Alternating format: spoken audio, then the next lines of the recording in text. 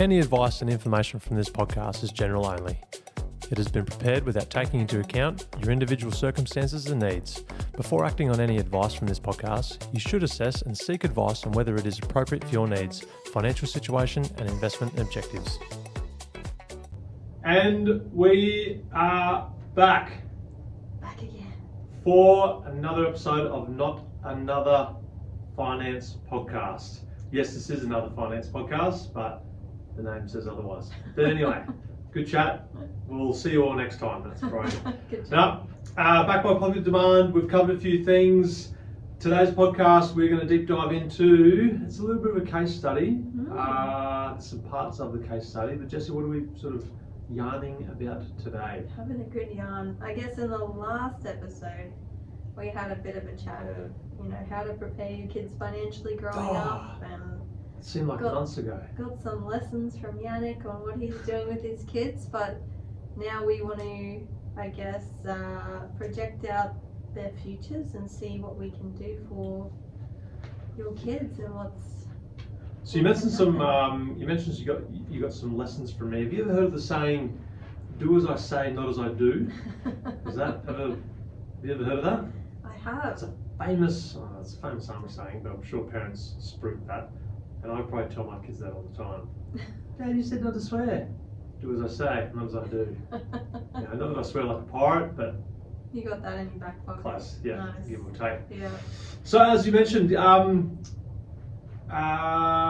talked about the whole kids finance, a bit of the mindset. Are we teaching them enough? Are we teaching them too little? What lessons should we teach them? You don't know what you know. There's a heap of stuff. Look, if you want to find out, listen to our other episode that we just recorded. I don't know, did we record it last week? I might be wearing the same shirt. Anyway, but this one, as Jessie mentioned, is we're looking at, we generally find with our clients, they get in their different age groups, whether it's 20s, 30s, 40s, 50s and beyond, they start asking different questions and you see some common themes. And what we find with people is usually around in their, very late 30s, 40s and onwards, it kind of clicks in their thought process, I guess, or whatever. Generational wealth. Who want, for people 40 and beyond who want to provide generational wealth, that's what we're going to sort of touch on, because that's what we seem to see comes up in our discussions. A lot more people in those ages ask, hey, what if I build all my wealth? That's great. You guys are going to crush it because you're the best financial advisors ever. Hey. Full disclaimer, that could be correct. I don't know, Google it or something. But if they sail off into the sunset, have a great retirement or whatever, they move on to the next stage of life, which is death. But they've still kept a lot of their assets and wealth intact. What happens with that, and how do I pass that on to my dependents or kids who, by that time, if the parent usually makes 70, 80, 90, 100, their kids are usually 30, 40, 50, 60, 70, give or take. Yeah. How has that moved on to future generations, and why? Why do some parents want to? Do you find with some clients, or can you shed some light on, do all of them at 40 or 50, they're like, hey, I want to leave everything to my kids? Is that usually what comes up, or is it? Yeah, I feel like it really swings one way or the other. They're like, yeah, I want to give them their first car and their university degree, just pay for that. And do then you judge the ones that don't? No, I'm going to spend it all. I don't actually. Yeah, you do, don't lie. Okay. You earned it, you deserve to spend it. 100%. I feel like I do the same thing too. Yeah. I hope my boys listen to this, because you're not getting the cent. I'm going to sink this to the last dollar. No. Some people do give it a lot of consideration. For some people, it's a bit of a stress point. They're like, hey, what? They really want to know what's going on. Is the ATO going to get a whole heap of that? How do they structure it so it's beneficial, so it's smooth? So their kids can, I guess, experience some of the wealth they've generated. And sometimes, I guess, do you ask, what are some of the whys that people come up with? Like, they go, hey, I want to, make sure my estate's pushed to my kids. Are you sort of like, well, what are some of the reasons why? Why do you want to? Well, at first I might just clarify, like, generational wealth is, I guess, giving money to your kids if you die. or Yep.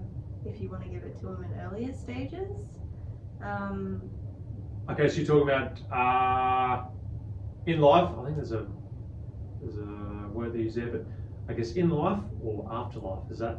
And people are sometimes are at different. Or a combination of both. Okay. Yep. I guess there's a few ways you can do that. Like if you've got your super fund set up, you've retired, and you want to leave some money for your kids. Maybe you work harder at putting a bit extra into super, or I guess it depends how long you need to take money out of super for, whether you live to 80 or 90. But if you live till 70 or 80, then maybe more of that money goes to your kids because it's sitting there in super. Yep. If it's part of your estate, and that's a whole back end thing we'll go into later. Setting all that up correctly to make sure your kids get the money. And then there's other ways where maybe people set up an investment earlier on, maybe when their kids are born, or when they're 5 or 10, and because they're young, maybe they leave that there for 10, 20 years. Depends what they think of the kids too. If they think, oh, if I give them money at 18, will they just spend it all, or maybe they wait till 25? Don't judge me, Dad. But I think it's a really nice gesture that parents want to pay for their first car, or it's nice, okay. The first house deposit. And look, it's good to know, and we touched on it in our last potty. Sometimes your parents might not have come from very much. They might have been scratching at the bottom end of the barrel, and they've worked their way up through their decades, and they've created this sort of amount of wealth or assets that they're proud of, and they want to pass it on to their kids. A lot of the ones you hear are like, and I sort of think of it sometimes, and you might hear it with celebrities or athletes, that like, they had to go through a lot. Their parents sacrificed heaps. We didn't have much money, sleeping in a van. Mum was working 3 jobs to get me where I am, and I want to sort of pay them back or pay it forward to my kids. I don't want my kids to go through that. There's some of the things we sort of hear, I guess, when it comes from perspective or the reason for why. And the other one, I guess, as you mentioned, some parents might want to pass some of their wealth on during life so they can see their kids enjoy it. And that might come from something, we touched on it before. For all the parents out there, they might have 5, 10, 15, 10-year-olds or whatever. How are they going to afford to buy a house, especially in Australia, especially in your main cities or even your regional towns now? If you look at the east coast of Queensland, a lot of them towns like Bundy, Mackay, Rockhampton, Townsville, Cairns, this post-COVID real estate boom has boomed. So how is my 25-year-old or 20-year-old going to afford to buy a house then? Because the house is going to be worth 6, 7, 800,000 for just your run-of-the-mill. $1 million will be normal soon. How are my kids who are in all right jobs? Let's just say there's a teacher and a police officer or something living in Brisbane. How are they going to live in an area that's all right, not 100k west of the CBD, and not pay $1 million for it? And we're seeing that now with some of our clients who want to move back down there. They've got 2 or 3 kids, so they need like a 3, 4 better, close to all your amenities, all that kind of stuff. Even in sort of like the little bit of the outskirts or fringes of the city, they're paying a lot of money. We're easily talking in the million for a very much older house, and for a couple that are on pretty good incomes, like a senior teacher in Queensland Education is on around the 120-ish, police officer, or whether it's tradesman, whatever. Let's just say the household income's 250 to 300, paying, if you buy for $1 million, if you borrow 800, like on 20% deposit, it's a juicy little mortgage, and that can add the final stress. But would you say it's a lot of bickies?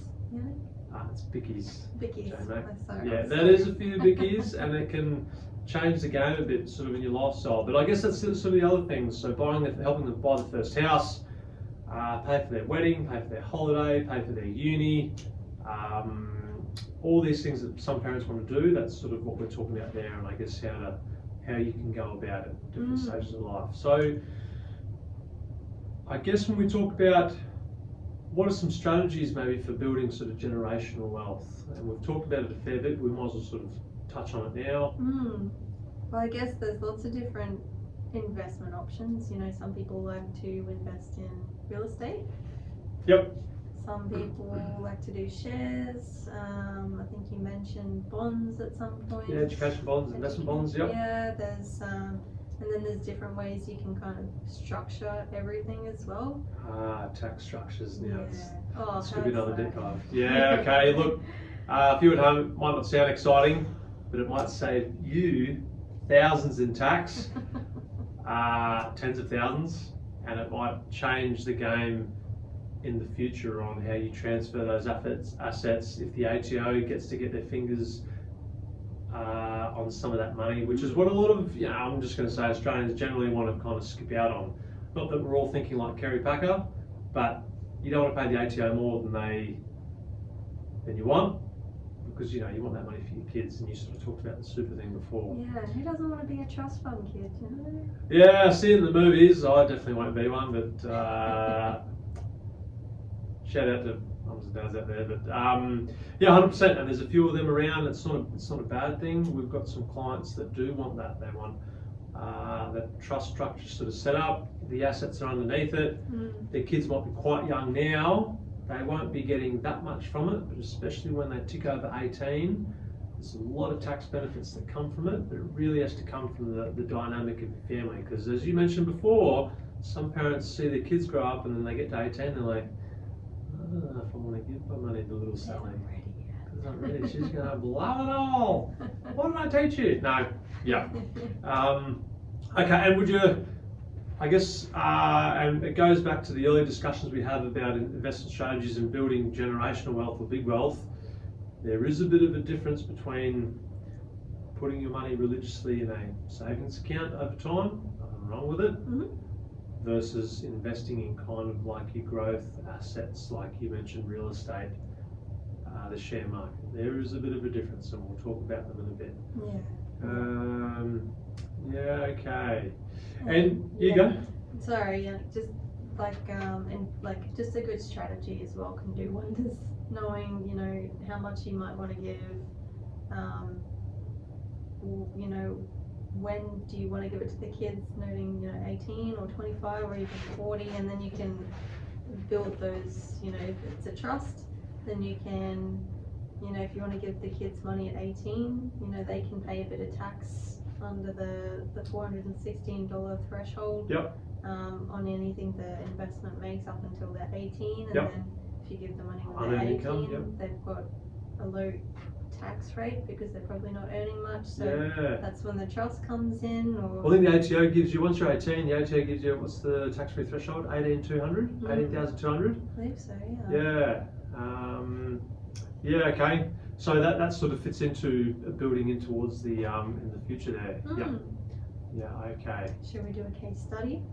Your favourite, but I'll hop along for the ride. All right, those that are listening, buckle up. I'm going to put your helmet on, seatbelt, mouth guard. Here we go. It's getting wild. So we have parents, let's say they're 40. Yep. And they have a 5-year-old child. Yep. We'll call him Billy. Billy the kid. Billy the kid. Yep. And they've only got maybe like $1,000 to play with as like an upfront amount. Like to invest or? To invest in whatever it is. Okay. So. Is that enough? Let's see. Well, they've put it in an index fund.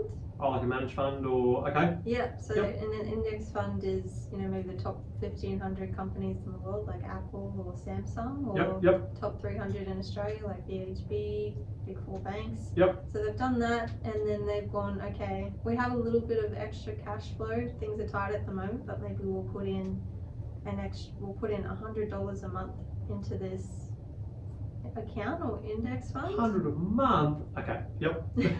What's that? Okay, so 1,200 a year. Yep. Yeah, $1,200 a year. We're going to do that for 13 years until Billy turns 18. Yep. So 13 years. What does it look like at 18? When Billy's 18, there'll be about $30,000 in that account. Okay. Is that sort of on an average return rate, or is that? We estimate about an 8% return. Ooh. Okay. So you're talking about time, compound interest, an asset that is growth and income producing, like you mentioned, one of their managed funds or indexes. Yep. So many to choose from. If only I knew which one. Maybe you should see them. Anyway, carry on. Okay. But then, you know, maybe they get closer to 18, they're like, yeah, Billy doesn't need this money right now, or Billy's not ready for the money right now. Any kids named Billy out there, shout out, you won't be ready. Okay. And then they decide to keep going, so they'll keep putting in that $100 a month until Billy turns 25. I need to find these parents. Okay. So after 20 years of initially, you know, depositing that $1,000 and putting in $100 a month, now Billy's got $60,000 plus. Right. Imagine that. Yeah, it can go a long way for a house or a car. They can. Well, I guess, look, we don't talk about the inflation side, but you're 100% that. Something is better than nothing. And I guess depending on, look, we're not going to dive into what the share market's doing then, but, you know, law of averages, when you look at long-term results compared to, say, like a savings account or stashing it in the piggy bank, that will bear a lot more fruit in the long term than those other sort of options we mentioned. Okay, that's and I guess what sort of pings me there is you sort of talked about that managed fund thing. It seems like they've sort of, you know, and that can be the story for a heap of Australian families out there. Not everyone's on the big bickies per se or has that much net cash flow, but this couple were able to start with $1,000 and literally, you know, jump in. Maybe they had a chat to an advisor, whatever it is, but they've taken the step forward, invested $1,000, and that sounds a little bit easier.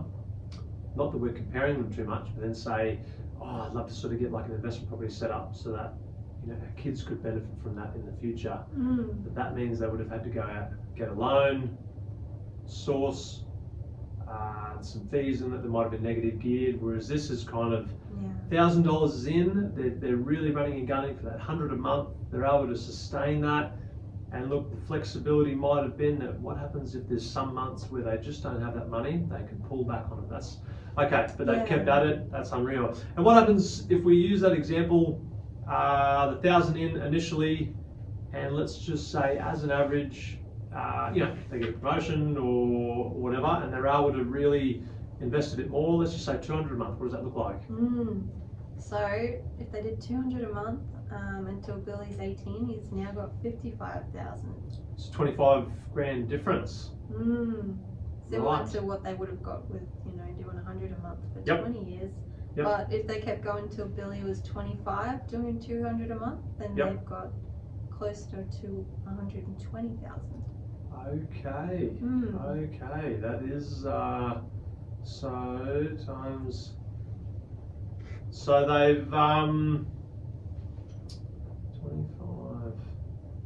That's pretty impressive, actually. It's interesting, hey, how you over the long term it's not a huge amount of money, I guess, but it really adds up. Yeah, that is, and that's same thing, compound interest, time.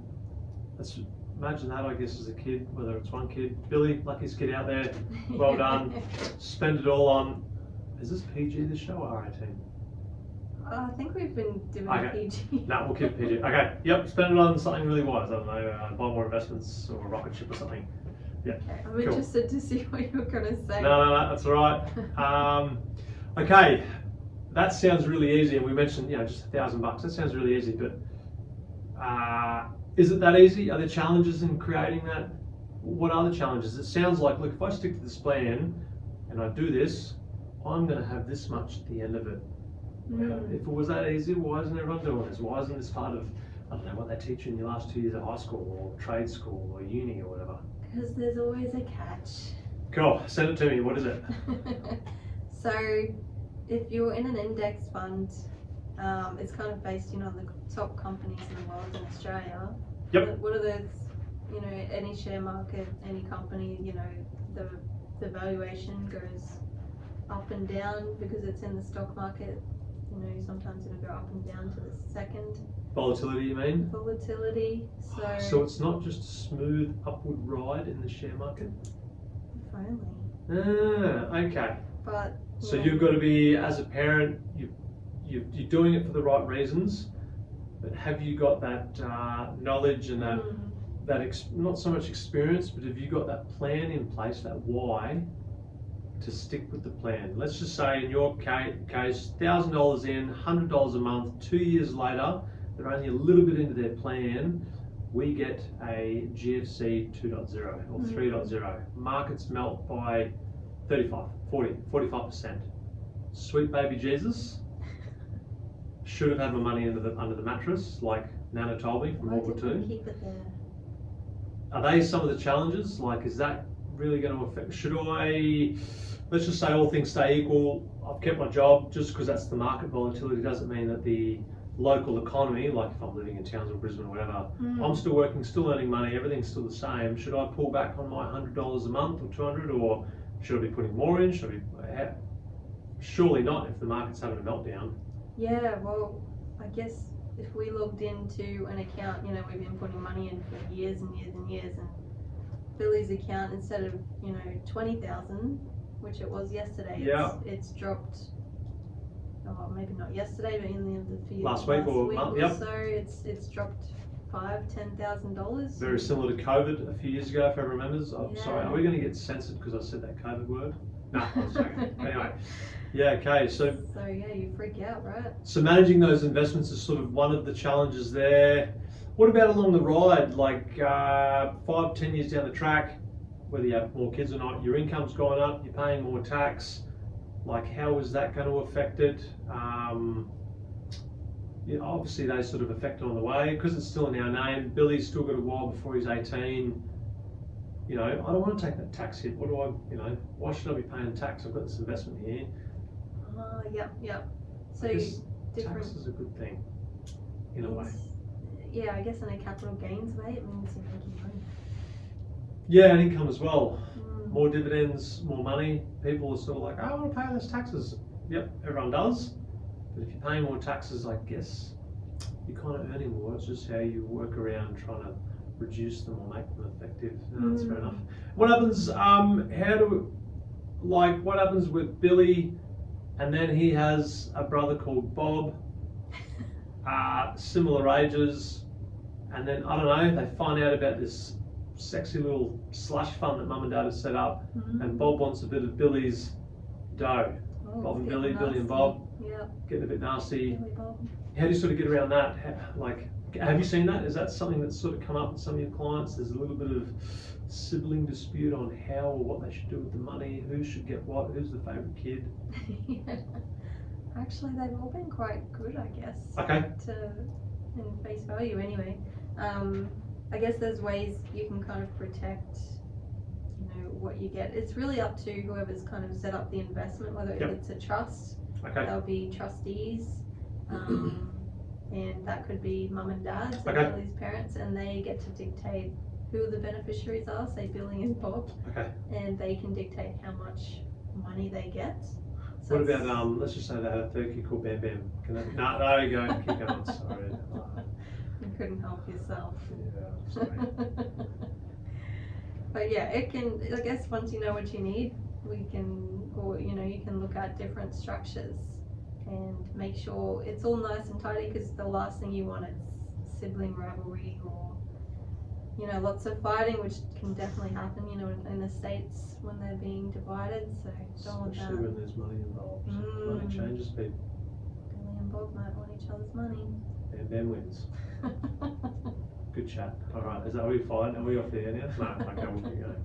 Cool, okay, that explained a bit. And have you got any lived experience, not so much yourself, but say through clients, because you've seen a fair few, are there any examples of some really good examples of the whole generational wealth building and potential transfer? Those ones that did, surely have they learnt some lessons on the way? Like, what were some of the mistakes they might have learnt from? Yeah, thinking of one, we have like a few cattle farmers come through. Yep. And they have a few stations that maybe they want to gift to their kids. Wow, that's something unique compared to like your normal mum and dad. Super, maybe a share portfolio, maybe real estate. Okay. Yeah, I guess there's different things, and maybe they have a few kids and they want to give one child the stations, but maybe Bam Bam That's number 3. is like, well, I want a station too, or I want some money as well. Okay. But maybe the family don't have enough money at that stage to give Bam Bam. I can't say it seriously. Yeah, sorry, I might have read that. And is that kind of when there needs to be some sort of legal expertise that comes in and solidifies things black and white, which also helps with estate planning? Yeah, Whether it's there's a a will, lot involved, like a lawyer, accountant, Yep. advisor, and you can kind of set everything up. If you do it enough time in advance, you can make sure that everyone gets something that they're happy with. Maybe Bam Bam gets, $1 million or $2 million. Yep.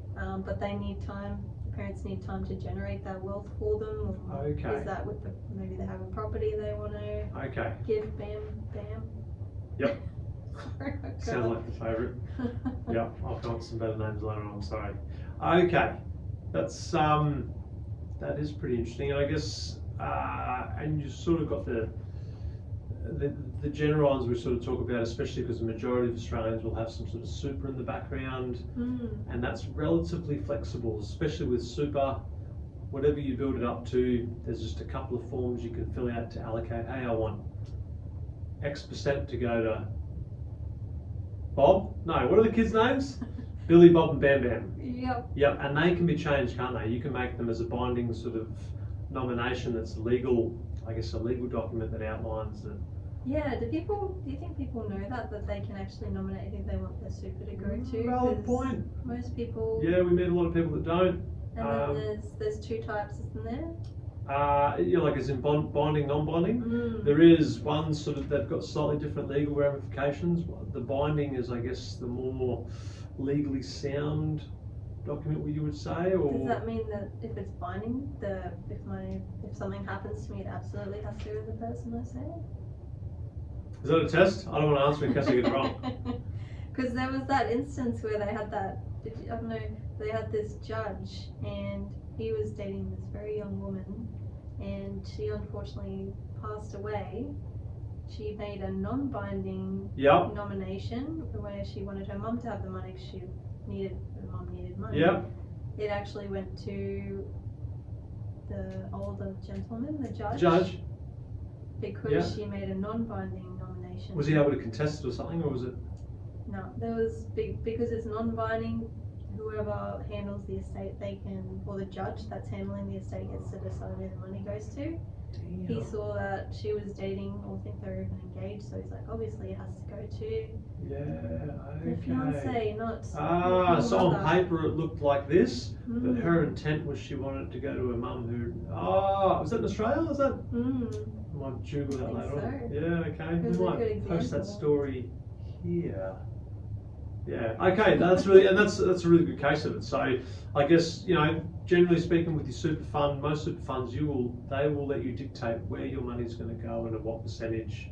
So, and I guess the flow on from that's probably a story for another time. We talk about, well, hold on, if I pass on my millions of dollars to my kids in super, is the ATO going to get their fingers on it? Potentially. And we definitely sort of specialise that. Any advisor would definitely sort of help you through that. The last thing you want is to have this massive super portfolio. You've lived your life really great in retirement, 80 years old, get hit by a truck. I guess that's a good way to go. Ooh. And depending on how your super's sort of set up, yes, it'll pass to your beneficiaries how you wanted it to. Billy, Bob and Bam Bam, 33.3% each. But they also, the ATO, if it's not sort of structured correctly or managed correctly, they might pay some tax on that inheritance. Especially if they're older. Let's just say they've grown up, they're in their 40s or 50s or whatever. Yep. Sweet, mum and dad left some money. What? The ATO's getting their fingers on it. How? There are some ways you can essentially strip the tax elements out of it so that the kids get everything and the ATO gets zilch. But, No story for surprises. another time. Yeah. Okay. And some of the importance of estate planning, now that we're kind of getting onto it, like we have talked about a fair few of them. We talked about correctly nominating where you want your money to go, keeping that updated. And let's be honest, we've heard about it a fair bit of times. Do a will today, 5 years down the track, family or friends' circumstances have changed and you might want to have that updated, or I don't know, you could be on your 4th wife, I don't know, Like, yeah. So definitely sort of, at the end of the day, it's your wealth that you've built up, and you want it to go to who you see fit, or who you want it to. All right. And I think we'll dive into that in a future episode. Yeah, okay. When is there an age where it's too late? Is there an age where you should start? Is there, I guess investing, or trying to figure out how to provide generational wealth. Some people, that's what they want to do. Like it might not be just about them. Yeah, they want to be financially independent. They might have started a bit later. They might be focusing on, well, if I can build this wealth, yeah, I might have missed a heap of years where I can use it, but it's definitely something I'll be able to pass on to my kids or whatever. So, yeah, there's no end date on when you can start. I guess it just the time thing factors into it, and it depends how much risk you want to take on. But those options are out there if it's well managed, whether it's maximising it through your super, paying down debt in your investment properties, or paying more into other investments, whether you're starting a business, all these kinds of things. Yeah, and I think even for those people who do have financial advisors or accountants, and if they're getting into their 50s, 60s, 70s, whatever it is, even just speaking to your accountant or advisor, and even bringing in who you want the money to go to, like your kids, because it will still be quite a complicated process when that does happen, because there'll be an executor of your estate, there'll be tax implications. You kind of want to know what's coming at you before it happens, and maybe that would give the parents some peace of mind as well, knowing that their kids are ready and this is exactly what's going to happen, and they've got all those resources. That's that's pretty interesting. What have we, I guess what we've noticed, again, we're lucky to see a lot of clients, a lot of life experience, stories, knowledge, do's and don'ts, mistakes and lessons.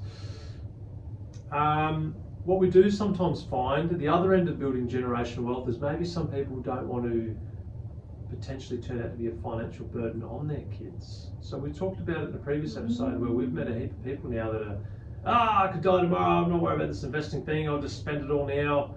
Next minute they get to 40s, 50s, and they might come see us or another advisor, but you can definitely tell the stress and the anxiety there, because they're they've realised, I'm 50 or whatever, and I don't have much money in super. I want to retire at 60, but I can't because I've only got 50 grand in super, and I might only have 200 or 300 grand in super by the time I'm 60. Pension age currently at the moment is 67, and even that is only meant to be modest. So for some people, this generational wealth thing might be slipping off into retirement where they're not a burden on their kids financially. That's the best thing you can do for your kids, I think. As much as we look into it, I definitely keep a ledger on the every cent that I spend on my kids. They're gonna feel it's gonna come back. I should put that up here.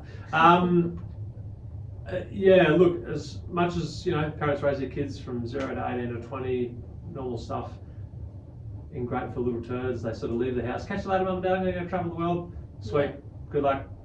Be good to your mother, ring her on her birthday. But on that, there is some concern out there where they're getting later on in the year. They might have a really physically demanding job that they might not be able to do for that much longer, but they haven't kind of built up that nest egg to kind of just kick back on their heels, and it might turn into what happens if they can't buy their own home, and they can't afford to rent. What's the next step? And that sort of ties into that generational wealth discussion piece. It might not always be about leaving your kids this big kind of asset amount. It could be not being a burden on. That's very true. Yeah, and cultures are all different. What we're finding is, say, the Australian culture or whatever, we're not really too massive on the whole household where the grandparents come live with us.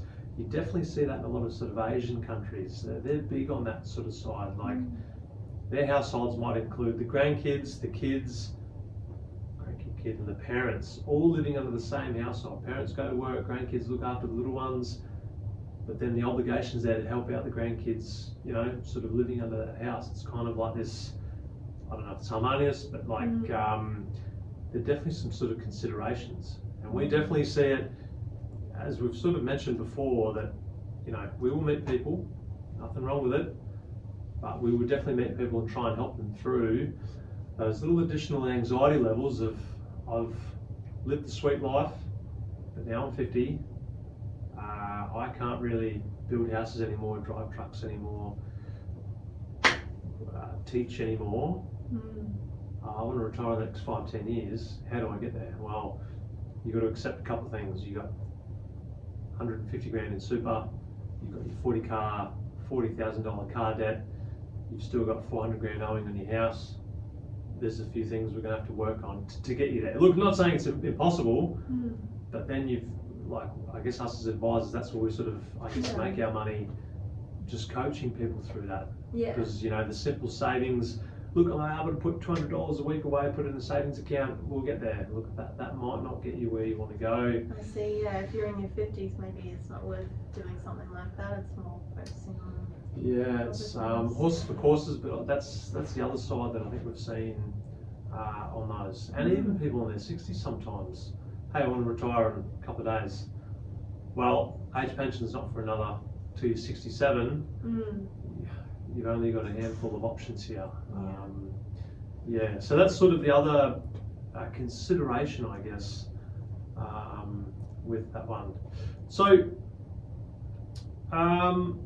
let's just say it's in life that they pass on this amounts of wealth, whether it's shares or real estate, or you said like cattle property or whatever, and you know, I guess they're confident their kids will do the same thing. They may or may not. Is there, you know, I guess you'd think they'd want to pass on what they've learned onto their kids so they can kind of experience and grow what they've been gifted. There's some of the considerations as well. We talked about in the last episode of, you know, you're always trying to impart knowledge. It's great because they're lessons learned and you'd like to pass them on to your kids. Sometimes your kids have to learn the hard way, but there's some things they can sort of get around. So. And some parents are really good, like if they're in their 50s and they're thinking about retirement, they're going, oh, can you talk to our kids because we want them to, you know, be better off than we were. I've definitely met a fair few clients now, whether it's something simple as super or just a little bit of investment philosophy, talking through what shares are, what's the share market business, right? Or whether it's, hey, real estate, should we buy, should we not? There's a bit there, I guess, any bit of information you can. And look, your kids might not pick it up, but they might really reflect on it when they're a bit older or when it's relevant to them in their life stage. So, okay. So there's a fair bit covered there. I suppose there's a few others to consider. Do you think, how does it affect people how do you think it would affect young adults or even teenagers or kids if they knew that they were going to get this fat lump of inheritance?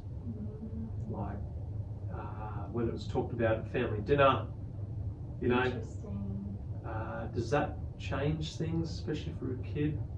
Is it good for them to know that, hey, look, when you get to 18 or 21, regardless of where you're at in life, we're going to pass you $1 million, $500,000, buy a house, shift some shares over to you. Will that help kids grow? Will that help kids become better people, whether it's financially, personally? It might help them in life, it might not.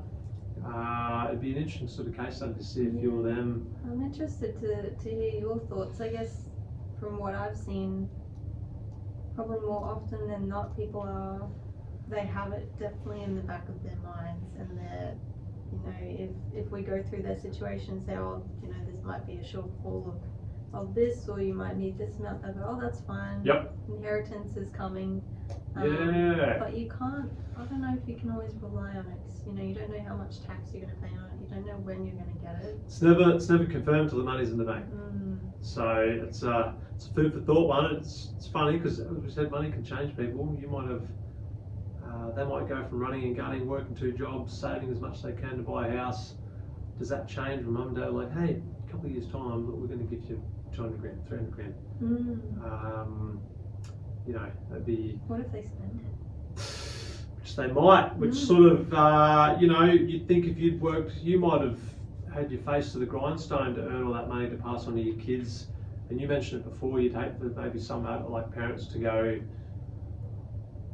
to have some question marks whether little Johnny or little Bam Bam are ready for it. I've got my doubts, stuff it, I'll do it anyway. Turns 25, you pass them a heap of shares or whatever. And then, yeah, they cash it all out and I don't know. Can't be too much of a rod. They go out and buy a Lamborghini, that'd be pretty cool. Not bad. You could ask 1,000 people what they should do with $1 million, they'll give you 1,000 different responses. You know, go on a world travel trip, life journey, buy 3 sexy cars and a Harley, buy a massive boat, invest it, buy a house, buy a business. There are obviously some that will work out well, there are some that won't. I guess that comes onto the knowledge you're passing on to your kids. Hopefully you've built their knowledge base or their values up to it. And I guess you'd like to see your money used in a good way as a parent, passing your kids some sort of legacy while you're alive. I don't know, you're hoping it'll go to something that you believe in as well. Yeah, or even spending it together, like maybe a true. family holiday or something instead of, I don't know, maybe you don't know what your kids are going to do with it after you go. Maybe, I don't know, maybe for the listeners out there, drop us a line, send us an email or like leave a comment. You know, if you were to pass your kids, what do you think, what would you hope they'd probably spent it on that you'd passed on in your values? Would you want them investing in, I don't know, starting their own dream, putting themselves through uni, or buying into a dodgy little sweatshop that makes shirts for 20 cents each and they hire a heap of slave labour overseas? Like, I don't know. It's extreme. Yeah, it is, but you know, there's, you know, there's a myriad of things, but it'd be really interesting to sort of hear if there's any stories out there. Yeah, I'd be interested to hear, Yeah, okay, we sort of, so that's, you know, 40s and beyond, who want to sort of, that's a bit of info for those who want to maybe think about providing generational wealth to their kids. Is there anything else we sort of touch on? No, even if people can just start thinking about it, I think that's a great, if you get anything out of this, just start thinking about it. All right, give us some consideration. If you've got any questions, pew, send us an email. Wait. Thanks, guys. Oh. Send us an email. Who gave him that button? All right, edit that out. No, leave it on, that's cool. All right, thanks everyone. We'll talk soon. Ciao.